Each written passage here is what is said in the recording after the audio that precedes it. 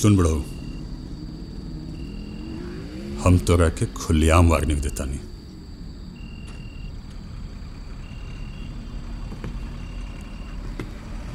अगर तोरा वजह से वो जमीन हमरा हाथ से गई ना, तो हम तोहरा के तोहार वो मृतक के पास पहुंचा दे। अब तो 5 मिनट पूरा भेल, चल निकल यहां से, चल।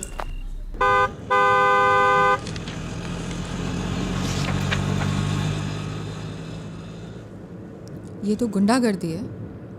आपने कुछ किया क्यों नहीं? बिना किसी पावर के बोलने से क्या फायदा मैडम?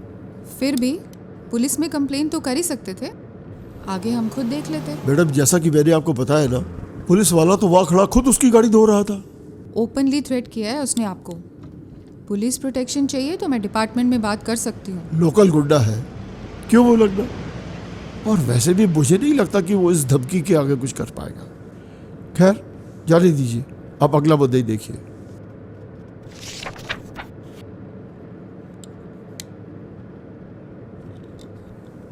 कौन है ये? डेंटिस्ट है, खुद को मृतक का भांजा बोलता है। देखने से तो ये मुझे झूठा और मक्कार नहीं लगता। देखना तो छोड़िए मैडम, बात करने में तो डेंटिस्ट भी नहीं लगता। मतलब इसे बात करना और बहस करना एक बराबर है। अच्छा, रिपोर्ट में सब कुछ लिखा हुआ है मैडम, आप खुद पढ़ लीजिए।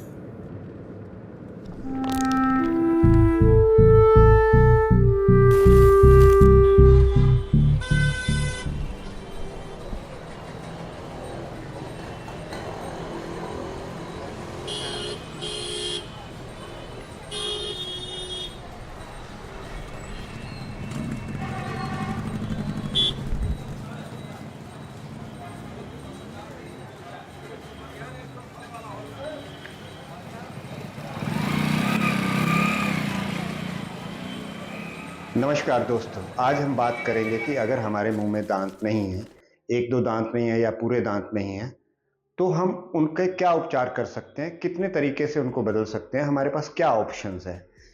पहली ऑप्शन है नो ट्रीटमेंट। बहुत सारे पेशेंट आते हैं, उनको अगर आप एडवाइस करो कि आपके कुछ दांत नहीं है, आप इनको लगवा लीजिए, वो कहते हैं मैं खाना तो खा ही रहा हूँ, मेरे को तो लगता ही नहीं मुझे ज़रूरत है। तो इस नो ऑप्शन का एक फ़ायदा ये है कि आपको इलाज कराने की ज़रूरत नहीं। और कितना टाइम लगेगा? पॉकेट पे कोई ज़्यादा जोर भी नहीं पड़ेगा, बस आधा घंटा। इस फायदों के साथ नुकसान क्या है? देखिए, जो दांत है आधा घंटा पहले भी आपने ही बोला था। खाने को पीसने के लिए दिए हैं, ताकि खाना जब पीस के हमारे शरीर रूट कनाल है सर, थोड़ा टाइम तो लगता है। उनको एब्जॉर्ब कर लेगा, अपने अंदर स्टोर कर लेगा। खाना जब पीस के नहीं जाएगा तो वो ऐसे का ऐसे वापस आ जाएगा। तो इसमें एक तो एसिडिटी, गैस और कब्ज। वैसे आपको क्या करवाना है? बस ऐसे ही डॉक्टर साहब से कुछ काम था।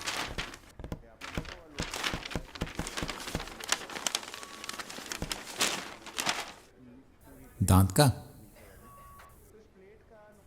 हाँ, लगवाना है या निकलवाना है? ये तो डॉक्टर साहब बताएंगे।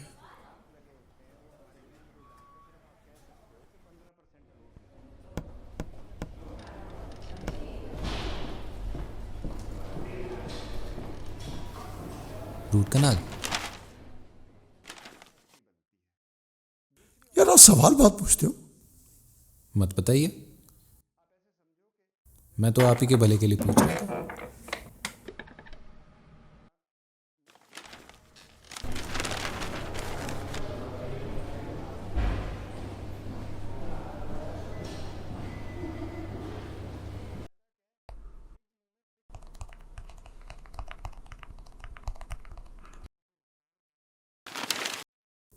₹1000। क्या? मैं आपका काम सिर्फ ₹1000 में करवा सकता हूँ। 1 मिनट।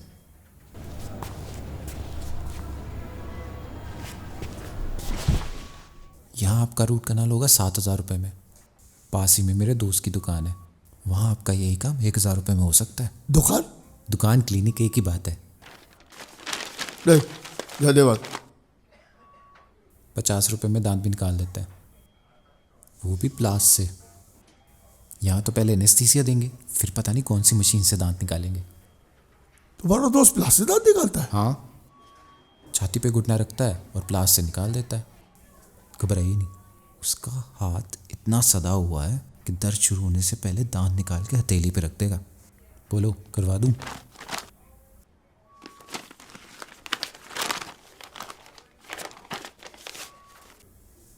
कान का मैल है? यहीं सामने मेरा दोस्त कान साफ करता है। आपके कान भी कुछ भरे हुए लग रहे हैं। बोलो तो साफ करवा दूं? कसम से 200 कदम दूर की बात भी एकदम साफ सुनाई देगी। सिर्फ 30 रुपए। आप पागल है क्या? तू सुधरेगा नहीं? नहीं सर, मैं तो इनको ये बता रहा था कि अपने यहाँ कितना अच्छा काम होता है। वो बगल वाला खन्ना, वो तो लोगों को उल्लू बना के प्लास्टिक के दांत लगा देता है। अपना मुंह बंद रखा कर, वरना किसी दिन लात मार के भगा दूंगा। सॉरी सर, आपको वेट करना पड़ा। आइए।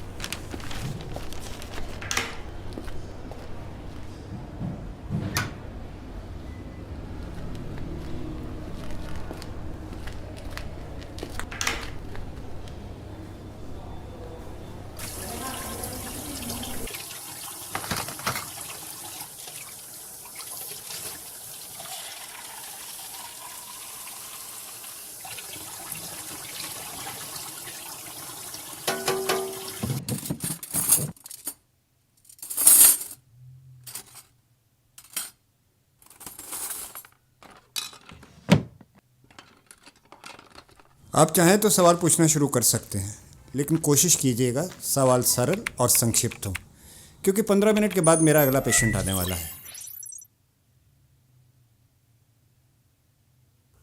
ठीक है, तो मैं संक्षिप्त और सीधा सवाल ही पूछ लेता हूं। आप अपने आप को मृतक का भांजा मानते हो, क्यों? क्यों का क्या मतलब है? भांजा हूं तो भांजा ही मानूंगा ना। लगता है आप मेरी बात समझे नहीं।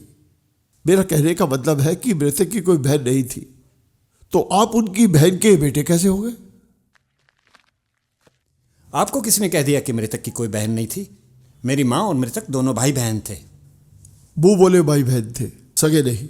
मतलब आप मानते हैं कि वो भाई बहन थे? वो बोले भाई बहन तो थे ना। हाँ। तो उस रिश्ते से मैं मृतक का भांजा हुआ या नहीं? नहीं। वो लड़का बाहर बैठा है ना, बड़ा बदतमीज और ढीठ है, हमेशा लात खाने वाले काम करता रहता है।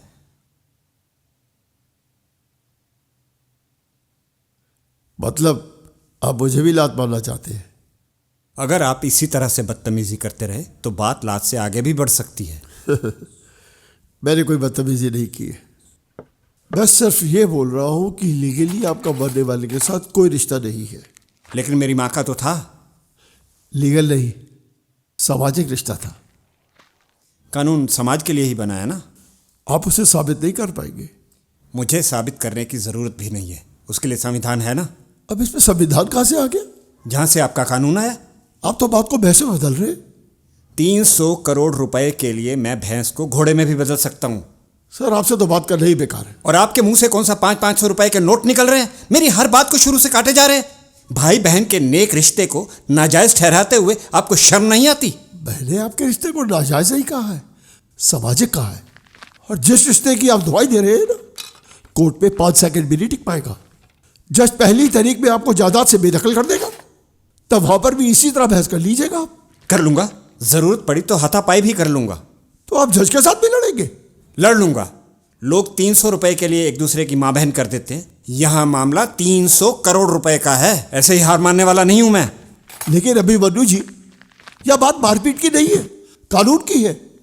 आपकी बहन, मेरा मतलब है आपकी मां, मृतक की मुंह बोली बहन थी। उनके नाम पे ना तो कोई वसीयत है और ना कोई कागज। और इतना तो आप जानते ही होंगे कि कोर्ट में सिर्फ सबूत, कागज या गवाह चलते हैं, मुंह बोले रिश्ते नहीं। आपके पास किसी प्रकार का सबूत, कागज या गवाह है?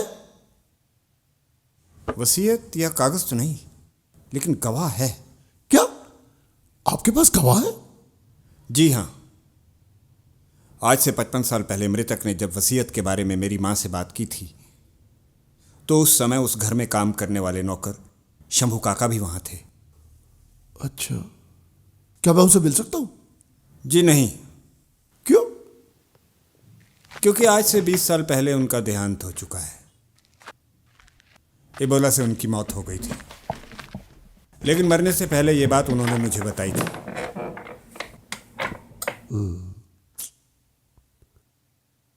इसके अलावा और कोई सबूत या गवाह? हाँ है। कौन? मैं। आप? जी हाँ, मैं। लेकिन आप कैसे? आप तो तब पैदा भी नहीं हुए थे। मैंने ये सारी बातें अपनी माँ की कोख में ही सुन ली थी। ये कोई सबूत नहीं हुआ। क्यों, क्या दिक्कत है इस सबूत में? सबसे बड़ी दिक्कत है कि आप अपनी माँ की कोख में थे। तो जो घटना के समय पैदा ही नहीं हुआ, वो गवाह कैसे हो सकता है? आपने महाभारत पढ़ी है? हाँ। उसमें एक किरदार था जो अपनी माँ की कोख से चक्रव्यूह भेदने की कला सीख के आया था। लेकिन वो अभिमन्यु था। तो मैं भी तो अभिमन्यु हूं। लेकिन वो बलशाली महापराक्रमी अभिमन्यु था। मैं भी 4 नींबू एक साथ निचोड़ सकता हूं एक ही हाथ से, तो बलशाली तो मैं भी हुआ। ये तो कोई भी कर सकता है। अच्छा, आप कर सकते हैं? चलिए 300 करोड़ आपके। क्यों, निकल गई हवा? अभिमन्यु जी, आप समझ नहीं रहे। मां के पेट से सीख के आने वाली बात कानून नहीं मानेगा। कोर्ट में आपकी ये दलील 1 सेकंड में दम तोड़ देगी। कोर्ट महाभारत के बारे में जानता है? ऑफ कोर्स, सिर्फ जानता ही नहीं, कुछ हद तक मानता भी है। तो जब महाभारत में लिखा है कि अभिमन्यु भी अपनी मां की कोख में रहते हुए चक्रव्यूह भेदने की कला सीख के आया था, तो यह कैसे नहीं माना जा सकता कि मैंने भी अपनी मां की कोख में रहते हुए मृतक को यह कहते हुए सुना था कि उसके मरने के बाद उसकी जायदाद की हकदार सिर्फ और सिर्फ मेरी मां होगी। एक अभिमन्यु की बात तो इतिहास की धरोहर मानी जाती है और दूसरे अभिमन्यु की बात झूठ का पुलिंदा। आपको नहीं लगता यह कोर्ट का दोहरा मापदंड है? अभिमन्यु जी, मुझे नहीं लगता कि मैं इस विषय में आपसे और बहस कर पाऊंगा। चलिए, आपने अपनी बात रख दी है। मैं आपकी और अपनी बात इन्वेस्टिगेशन रिपोर्ट में मेंशन कर दूंगा। फिर कोर्ट जाने और आपकी किस्मत।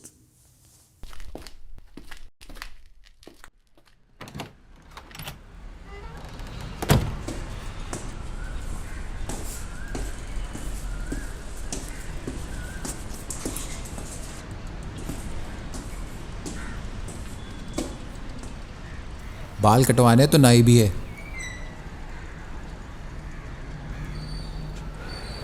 ओहो, आपके तो बाल ही नहीं है। कोई नहीं, हेड मसाज।